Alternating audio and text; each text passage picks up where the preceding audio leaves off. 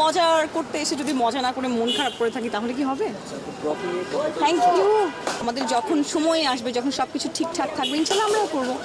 সাবিনা নূর একটা ইন্টারভিউতে বলেছিল যে আমি যদি সিনেমা করতে হয় ঠিক বাজেটে এই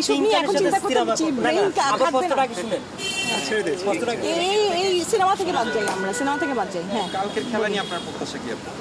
কালকে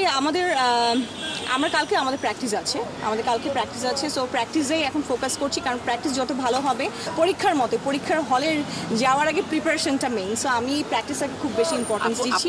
মাঠে নিশ্চয়ই ভালো হবে। আপনার টিমে কে কে আছে? আমি সেলিম ভাইয়ের টিমে আছি। সেলিম ভাইয়ের টিমে আমি, কর্নিয়া আপু, দীপা আপু, ওয়াও মারমাম, আমি, দীপা আপু, কর্নিয়া, ওয়াও মারমা, মনিকা। সো এটা হচ্ছে আমাদের মেয়েদের মোটামুটি একটা টিম। আর ছেলেদের মধ্যে অনেকে আছে, জয় চৌধুরী আছে, সান ভাই আছে, সেলিম ভাই, আলভি, তারপর বর্ষণ ভাইয়া, শ্যামল ভাইয়া। সো এই আপনি অভিনয় করতে গেলে ক্যারেক্টারের ভিতর ঢুকে যান, অনেক দর্শকরাই বলেছে, কমেন্ট করেছে, সেই জিনিসটা কি বলবেন?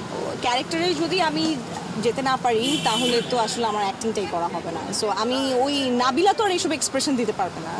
নাবিলা তো হ্যাঁ প্লিজ। দেখতে পাচ্ছি খেলার মাঠে তো তাই হওয়া উচিত, কি বলেন?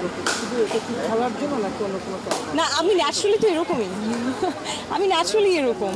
সো আর যেটা বললেন যে উচ্ছ্বাস, ডেফিনেটলি একটা, এটা তো অনেক বড় একটা সেলিব্রেশন। সো মজা করতে এসে যদি মজা না করে মন খারাপ করে থাকি তাহলে কি হবে? Thank you. শুভেচ্ছা।